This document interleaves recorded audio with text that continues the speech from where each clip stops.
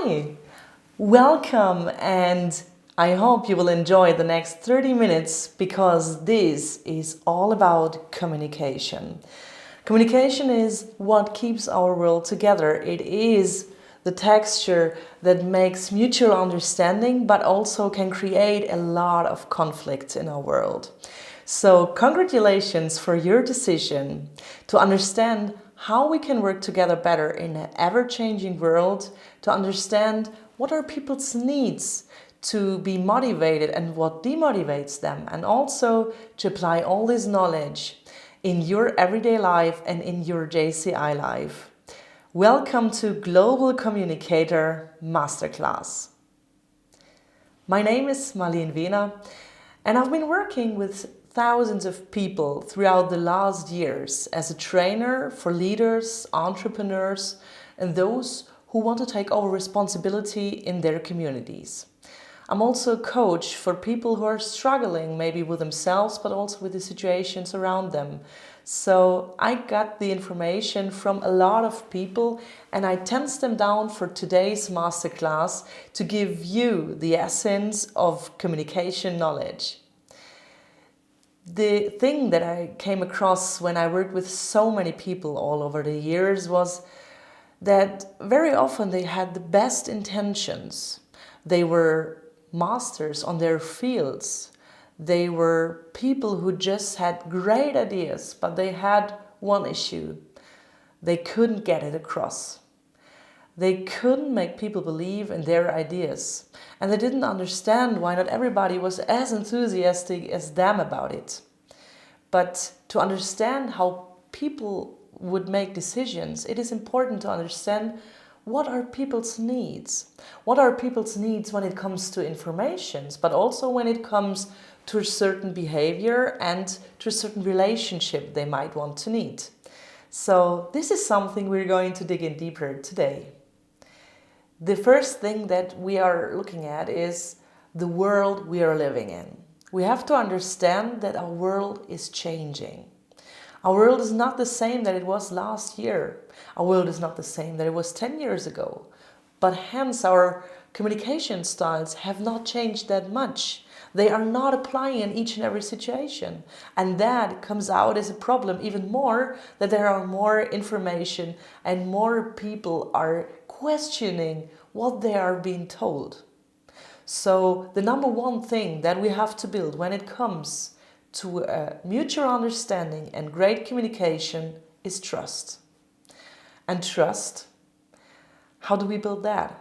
We have to understand in which world the people are living. And there we come to an interesting model that has been established usually originally by the military to describe situations of unknown things we are not certain, things we don't know, things that are changing very fast. And here we go, and I will invite you to the VUCA world. The VUCA world is a model that describes the world we are living here right now. And it is supposed to help you to understand why people tend to be maybe waiting or maybe not understanding what you mean at once. So to understand which world we are living in is the first step to act accordingly and to find a solution in better communication.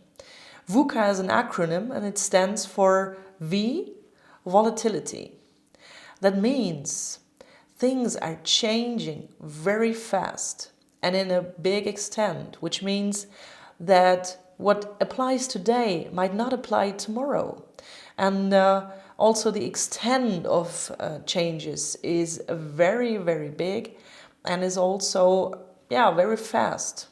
So we're talking about volatility when it comes to fast changes in a short amount of time. U is for uncertainty. Of course, if things are changing very fast, it is very hard to predict the future. And uncertainty is one of the major fears we have as mankind as long as we exist. So uncertainty is something that holds us back from being brave, that holds us back from making decisions, and that holds us back from trusting each other. Uncertainty and not knowing what will be the next step and not be able to anticipate what will happen next is something that holds us back from taking tough decisions as well. C is for complexity. So things are changing very fast. That also leads to uncertainty. And furthermore, our globalized world is very complex, which means sometimes we don't know the course of some things that are happening in our surrounding, because the world is so complexly in a complex network that we sometimes just don't see the source, we just see the outcome. And we assume what could be the source, even though we don't know. Which is combined with the uncertainty, of course, and leads to sometimes not making decisions at all, or sometimes to coming up with false assumptions. Maybe there's also interesting to mention that there is, of course, a difference between complexity and complication and complicated things. So complicated things are like a Swiss watch, maybe. Swiss watches, if you build them right, you can understand how those little parts sticking together and everything works out perfectly in the very end. So you can understand the cause and the result. Complex is like, for example, how swarms of birds would move. You sometimes don't even know why they would move or how they would move, but it works. And it's a combination of 1,000 little interactions that lead to the picture we see in the sky. So complexity. And in the end, we come to A, ambiguity. Ambiguity is that things just don't have one meaning. So for one person, a thing could be a great thing, and for the other person, it could be a fear or it could be a threat. So ambiguity also means that we have to look behind the scenes. We have to try to understand what is behind what has been said. So things usually don't have just one meaning. Our current vocal world doesn't know black and white. There are so many shades of gray. And as you might understand now, this is a world, and everybody is affected by that leads to certain behavior. What we do as people when we want to protect what we have, when we want to keep it safe, when we want to have a safe state of mind and safe state of our behavior.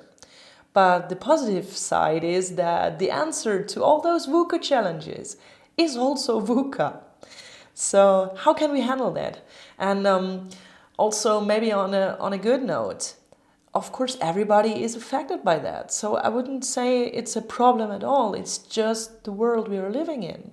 We have to face that, we have to accept that, and we have to adapt our behavior accordingly. So the solutions to all those challenges of VUCA world is also VUCA, as mentioned before. V on the solution side is for vision.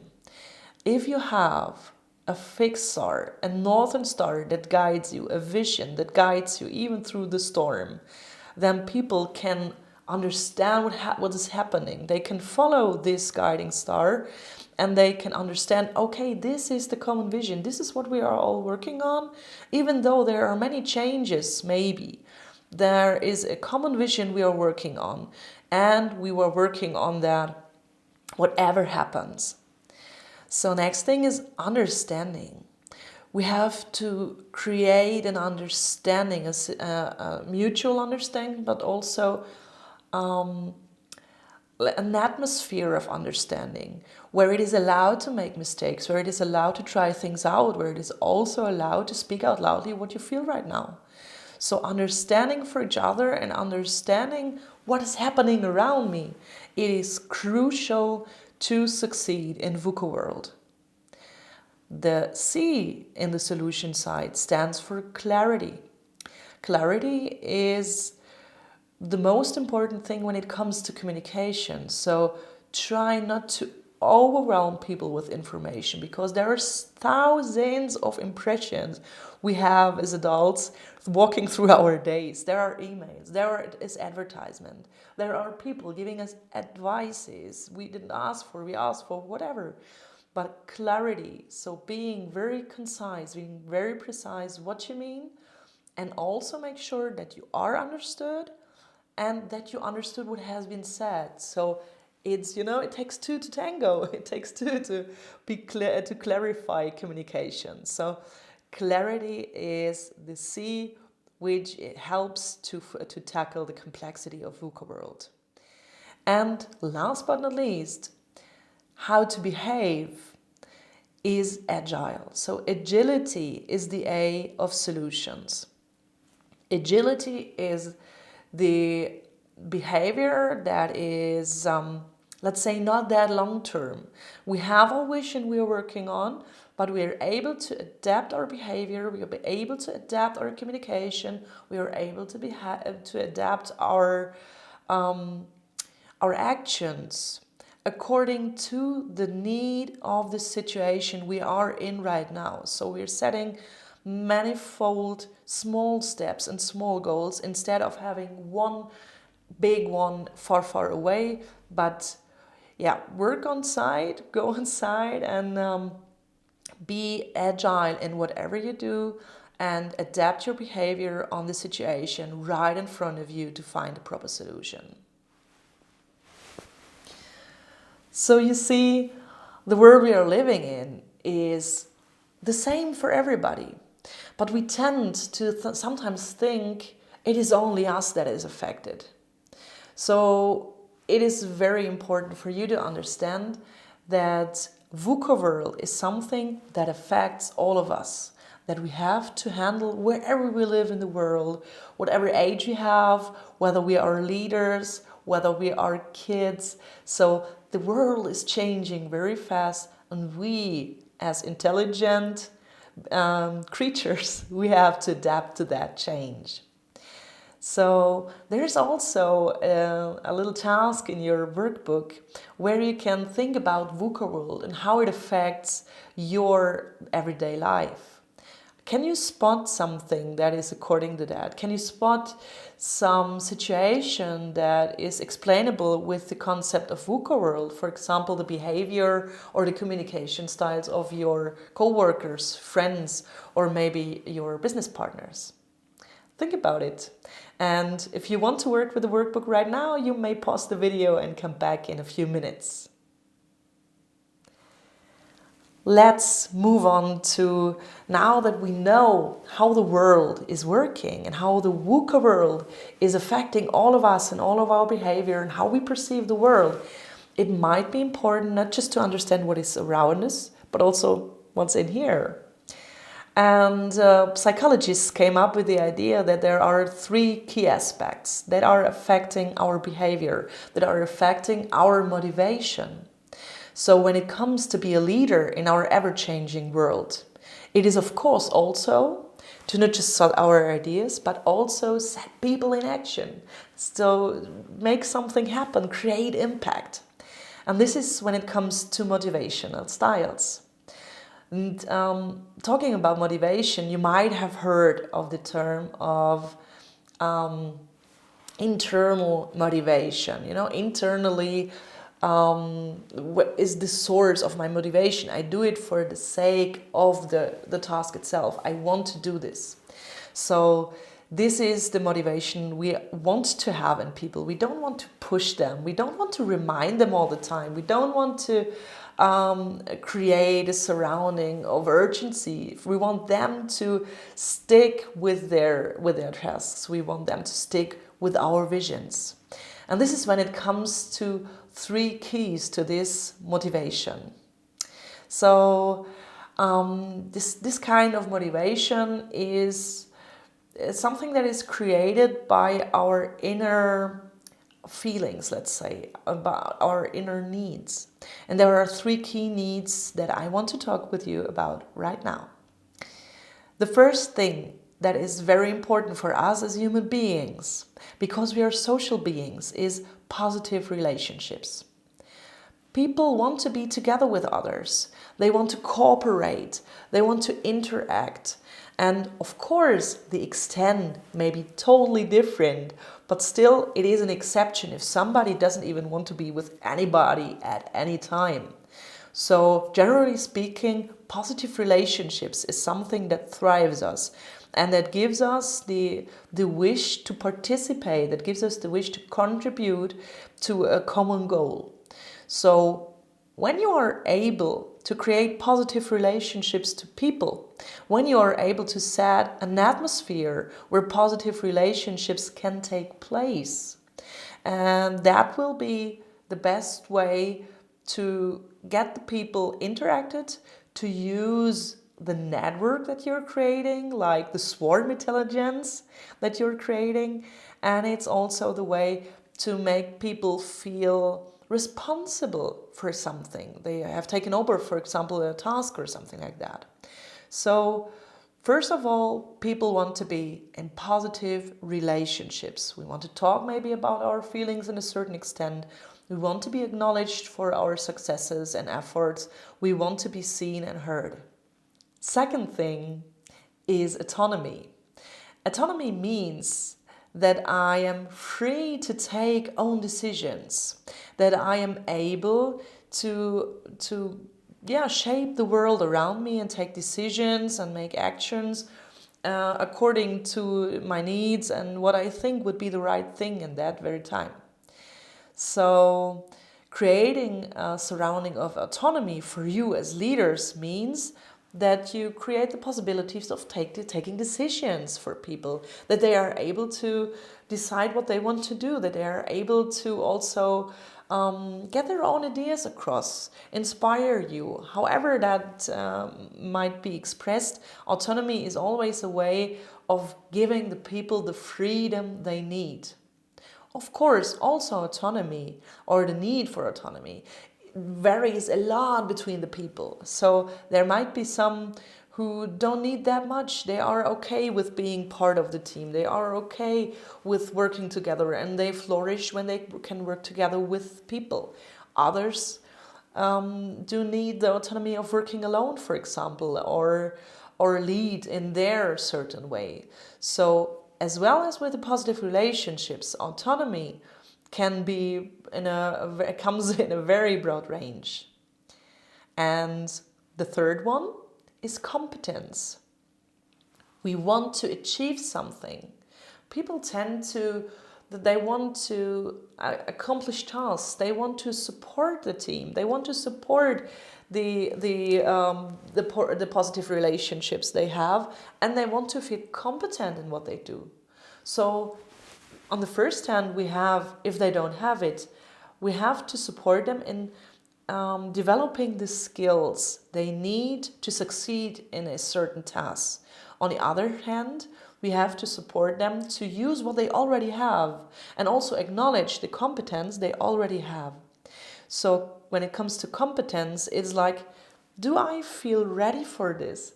Do I feel like I'm able to succeed in this task, to complete this task? This is what competence is all about. And again, this is something we can create if we show people the way they already went, for example. So, see, you succeeded in this and that, and you came a long way, and it led you to this certain place we are here right now. So acknowledge past successes and also give them the freedom and autonomy to decide where to go from that point and also how to develop themselves. If the three key psychological needs are being met, then it will lead to our internal motivation, intrinsic motivation, as the psychologists say. So positive relationships, autonomy, and competence are key to motivate people to do something. And they are also key if they are not doing something. So please be aware of that. So as we learn now, we were talking about the three key psychological needs that are needed to create internal, or as the psychologists say, intrinsic motivation. Intrinsic motivation is the motivation that thrives us even though we are not being attended all the time, even though there's not a leader standing behind us and saying, hey, what about the deadline? What about the result? What about the process? It is the motivation that drives us long term and gives us also a feeling of joy and happiness because we are doing what we love. And who wouldn't love to do what he loves or she loves, right? So for you as leaders, the key learning is it is crucial to understand that positive relationships, that autonomy and competence are the three factors that have to be in the very extent the person needs, and they have to meet the person's needs in according to make them intrinsically motivated and thus move on to your vision. If you want, you can also look up in your workbooks, because there's another task thinking about, have I observed that behavior before? It is all about making you more aware of what happens around you and making you more aware of people's needs. And you might have guessed before, but I will let you know, if you want to find out how the individual needs are in positive relationships, autonomy and competence, it might be a good idea to ask. So communicate with the people around you is always part of the solution. Here we go to different communication styles, because even though we understand how our world, our VUCA world is working and how individual needs are being met and what people need to be motivated to do something, still we are all different in our communication styles. Again, we are individuals, and that is beautiful. For you as a leader, of course, it is a challenge, but that's part of the game, right? So it is also very interesting to find out what are people's communication styles. And why do we sometimes experience ourselves being super enthusiastic about an idea and being super engaged about something and so convinced that everybody has to agree on that, and in the end, well, some people tend to be bored, some people tend to be overwhelmed, some people just say nothing because we haven't been precise enough, but some are super enthusiastic and we tend to stick with those. But of course, we let go all the potential of creating a big inclusive movement when we exclude all the others that are questioning us. And it's also part of the leadership journey to understand how to address each and every communication style. Because if you want to convince them, if you want to motivate them, you never always are able to choose your audience, right? So if you don't know who is in front of you and you didn't pick your audience, then it is very helpful to understand how to communicate according to each and everyone's communication style. And I like to dig in a little bit deeper with you, and here we go.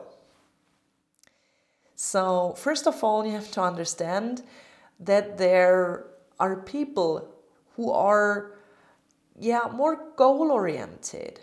They are interested in information that is crucial for them to achieve certain goals. And they are interested in information that is more like systematic, analytically, but also what do I have to do to reach a certain goal? Those are the information that are crucial for them.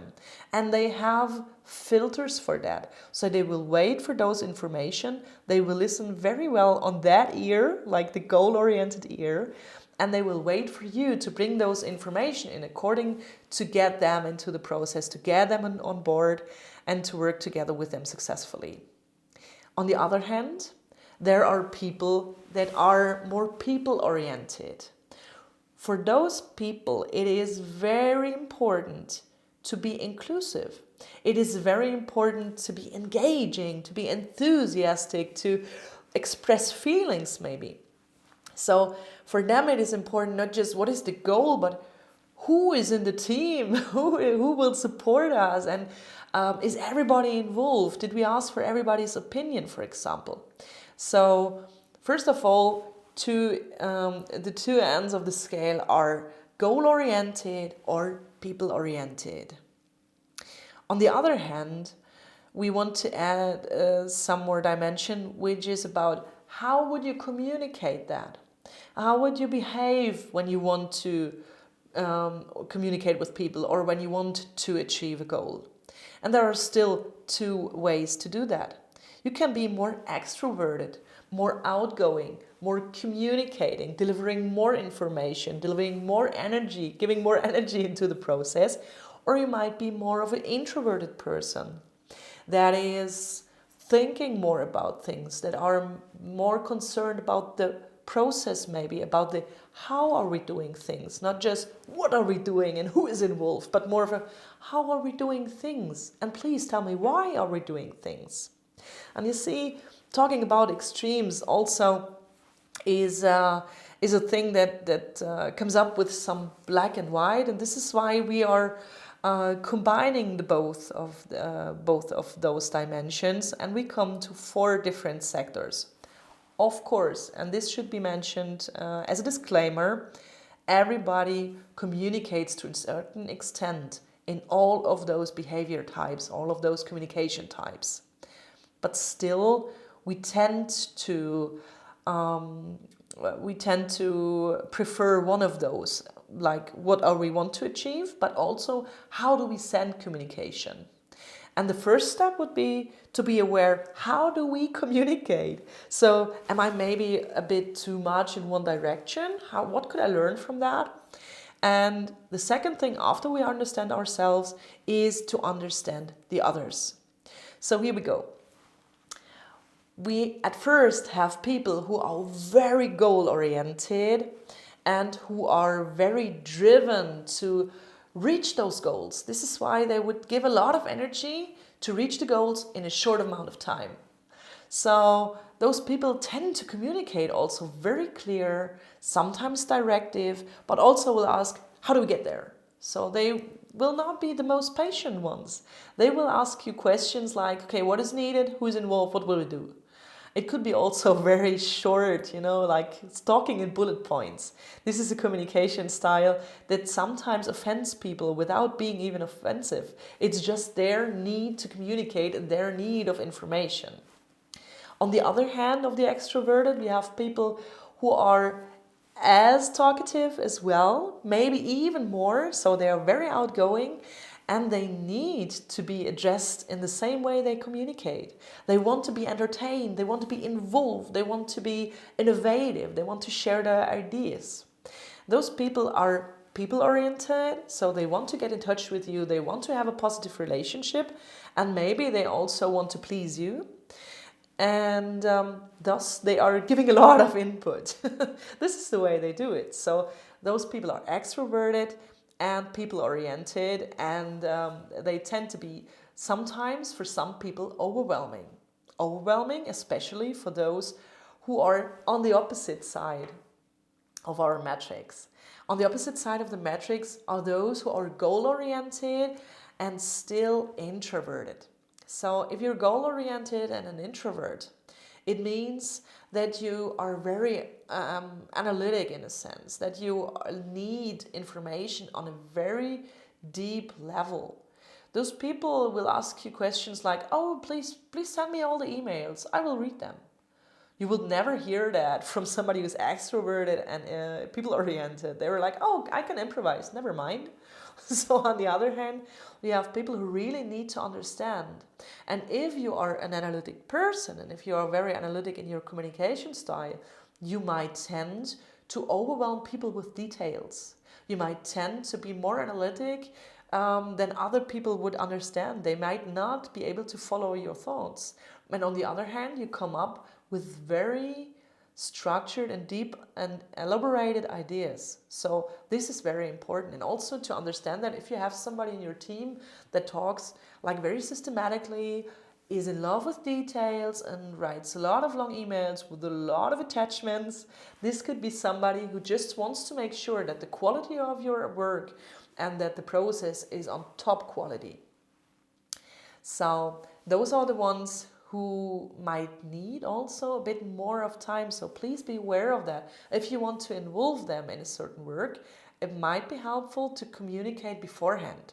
So send them the information at the earliest possible convenience so they can prepare and come up with their solutions and their ideas. And on the other hand, we also have people who are also introverted but more people oriented. Communicating with them might be very, very, very nice because they tend to create a safe space for you. They tend to create a place where everybody feels pleased, which is very harmonic, which is very mindful and inclusive. And on the other hand, they are very democratic. So they also make sure that everybody is being heard, which is very, very helpful when you have some introverted in your group and the extroverted tend to overrule them. So this is a kind of communication style that also demands more time because it is so inclusive and it is so, let's say, so oriented on a common goal and common acknowledgements and common ideas that sometimes communication takes a lot of time as well. But be aware of that. Those people really want to understand, how did we get there? What was the process? Who was involved? Who was asked? And they tend to be upset if they don't get the information or if they get the gut feeling that it has been an overruling decision. So again, we're not one single type, but we tend to communicate in a certain way. And we have to be aware of that certain way we are communicating in, and we have to be aware of that certain communication style the people around us use. But here's the thing. If you don't know who is around you, what could you do? If you don't know who is in front of you?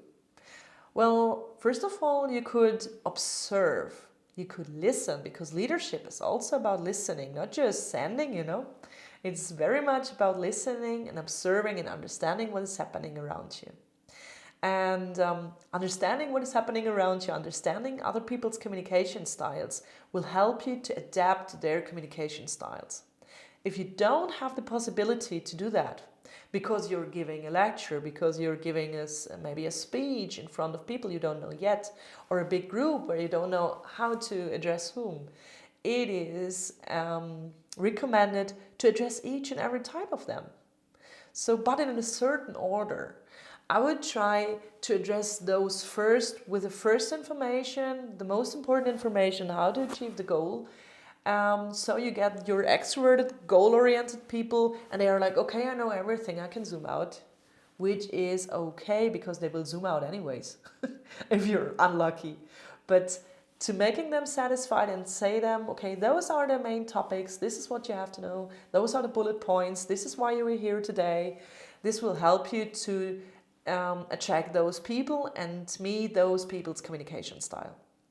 On the other hand, it will be helpful if you're entertaining, if you are a winning person, if you build relationships, if you, for example, ask questions in your communication and involve people and engage them to share their ideas. That will be very helpful if you want to address those who are people-oriented and still extrovert. They also love videos, they love pictures, but please be sure that you don't lose those on the opposite side, which are the goal-oriented introverted ones. They would be very grateful if they had some information in advance so they can prepare themselves what is coming up. And on the other hand, they would be very grateful if you would send them maybe things afterwards. So those people might come up to the stage and ask you afterwards, could you send me the presentation? Do I have to write something down or whatever? So please be aware that those people are addressed as well. And addressing those who are people-oriented and still introverted would be helpful to use inclusive language to make sure that if you are presenting something, you will also ask for, did you understand me? Can you follow me? Does anybody have another opinion or something you want to share? So this could be a way to include those who are very keen on a diplomatic, harmonic surrounding. And also use the inclusive language will be very, very helpful. Now, it is time for your workbooks again, because now I want you to think about, okay, what could be the people in my surrounding? How could they communicate? How do I communicate? So get to know yourselves first, because leading is a lot about self-leadership. If you want to be a global communicator, you have to understand yourself first before you understand the others and adapt your behavior accordingly. So most important is now to go out and share what you have learned and apply what you have learned. So to sum it up, it was now our session about how to use different communication styles in our everyday life and our ever-changing world. It is a gateway to a lot of new experiences. It is a gateway of mutual understanding, and it is the first part of our Global Communicator Masterclass. In the next videos, you will find out more about how to be a great debater, how to be a great public speaker, how to use your knowledge to negotiate, how to use your knowledge in times of crises, and also how to use your knowledge on an intercultural way, and even to develop strategies that are worth the title of global leadership. So I wish you all the best. My name is Marlen Wehner, and I was happy to have this time with you. If you have any further questions, please contact me. And now I only can say, enjoy your ride. This is Global Communication Masterclass.